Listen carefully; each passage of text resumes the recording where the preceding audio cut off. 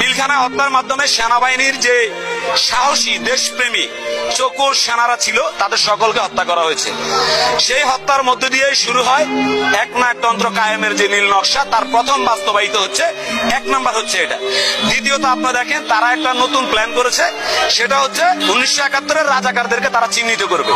রাজাকার চিহ্নিত বলতে গেলে কি, জামায়াতের বড় বড় নেতা যারা আছে তাদেরকে রাজাকার, তারপরে বিএনপি থেকে সালাউদ্দিন কাদের ছিল চট্টগ্রামের, তাকেও রাজাকার। এভাবে তারা একটা রাজাকারের নাটক তৈরি করছে, যেই নাটকের মধ্যে দিয়ে রাজাকারের নামে আন্তর্জাতিক অপরাধ ট্রাইব্যুনাল করে তারা ফাঁসি দেয় বাংলাদেশের অসংখ্য সিনিয়র রাজনীতিবিদ দেশপ্রেমিকদেরকে।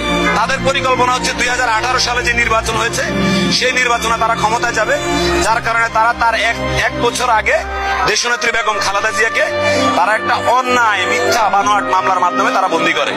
বন্দী করার ফলে তারা এটা মনে করে যে বেগম খালেদা জিয়া বন্দী হলেই বাংলাদেশের জনগণের জন্য কথা বলার যে নেত্রী, বাংলাদেশের জনগণকে ভালোবাসে যেই নেত্রী, সেই নেত্রীকে বন্দী করতে পারলেই আমরা ক্ষমতায় যেতে পারবো। ঠিক একই রকম কায়দায় তারা 2018 সালে নির্বাচন করে, যেই নির্বাচনে আপনারা দেখেছিলেন সারা বাংলাদেশে বিএনপির যে প্রার্থী ছিল, সিনিয়র প্রার্থী যারা ছিল, সকলের উপরে একযোগে হামলা করা হয়েছে, সন্ত্রাসী হামলা। তখন আমাদের দেশের প্রশাসন, পুলিশ প্রশাসন কোনো কাজ করে নাই, কাজ করেছে শুধু সরকারের পক্ষে।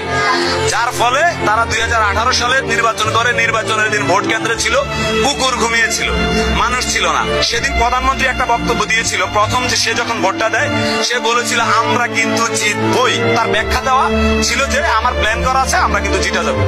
1971-এ যখন দেশ স্বাধীন হয়েছিল, দেশ স্বাধীন হওয়ার পরে শেখ মুজিবুর রহমান মানুষের ভোট ছাড়া উইদাউট নির্বাচনে সে প্রধানমন্ত্রিত্ব ঘোষণা দেয়। ঘোষণা দিয়ে সে দেশ চালানো শুরু করে।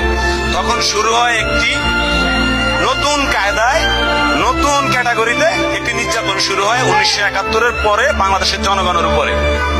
কিন্তু বাংলাদেশের জনগণ যখন 71-এর স্বাধীনতার যুদ্ধ হয়, তখন বাংলাদেশের জনগণের ভিতরে একটাই আকাঙ্ক্ষা ছিল, যে আকাঙ্ক্ষাটা হচ্ছে আমরা সবাই মুক্ত হব পাকিস্তানিদের হাত থেকে। আমাদের খাবারের সুযোগ, স্বাস্থ্যের সুযোগ, নাগরিক অধিকারের যে সকল সুযোগ, সেই সুযোগগুলো বাংলাদেশের মানুষ আশা করেছিল যে শেখ মুজিবুর রহমান দেশ চালাবে, মানুষ এই সুযোগগুলো পাবে। কিন্তু শেখ মুজিবুর রহমান যখন দেশ চালায় তখন মানুষ এই সুযোগগুলো পায় নাই, বরঞ্চ পাকিস্তানিদের থেকেও আরো বেশি নির্যাতন শুরু হয়ে গিয়েছিল। তারপরে বাংলাদেশে সৃষ্টি হয় 1975, সেই কালো রাত। শেখ মুজিবুর রহমানকে হত্যা করছে, এটা আমরা মনে করি যে এটা ভালো হয় নাই। শেখ মুজিবুর রহমান হত্যার মধ্য দিয়ে যে বাংলাদেশের সমস্যার সমাধান, এটা কিন্তু ভালো হয় নাই। ওবায়দুল কাদের, আওয়ামী লীগের সভানেত্রী শেখ হাসিনা, তারা স্বয়ং সম্পূর্ণভাবে বাংলাদেশে একটা প্ল্যান ওয়াইজ রাজনীতি করতেছে।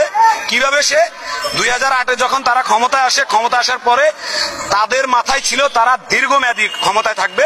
সে কারণে তারা প্রথমত একটি হত্যাকাণ্ড ঘটিয়েছে।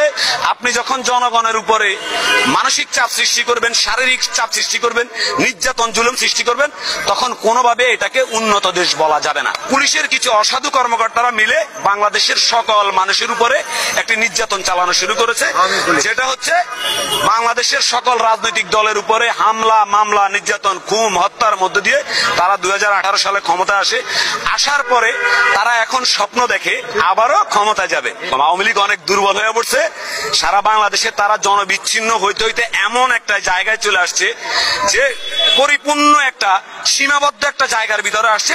আপনি ধরেন 1 কিলোমিটার জায়গার ভিতরে সারা বাংলাদেশ থেকে সব আওয়ামী লীগ এনে দিলেও এখানে খালি থেকে যাবে। এখন আওয়ামী লীগ চিন্তা করে কি, প্রশাসনের কিছু কর্মকর্তার মাধ্যমে তারা আবারও ক্ষমতায় যেতে চায়। বাংলাদেশে কেয়ারটেকার গভর্নমেন্টের অধীনে যদি সুস্থ নির্বাচনটা সম্পূর্ণ হয়, আওয়ামী লীগ যদি সর্বোচ্চ সিট পায় তাহলে 5টা পাইতে পারে, 5টার বেশি পাবে না। ইভেন আমি আপনাকে বলি, গোপালগঞ্জের যে টঙ্গিপাড়া, শেখ হাসিনার যেখানে জন্মভূমি, তারপরে শেখ মুজিবুর রহমানের জন্মভূমি, সেখানেই তাদের ভরাডুবি হবে। 17 আসনে যে নির্বাচন হয়েছিল, এই আরাফাত যখন নির্বাচনে ক্যাম্পেইনে গিয়েছিল, সেখানে একজন বৃদ্ধ মহিলা বলেছিল, আপনি যা বলেছিল তা আমি বলতে চাই না, কারণ ওই বৃদ্ধ মহিলা আগের জামানার মানুষ, উনি ওনার মুখ দিয়ে যা আসছে তাই বলে দিছে। এটাই হচ্ছে বাংলাদেশ আওয়ামী লীগের বর্তমান অবস্থা।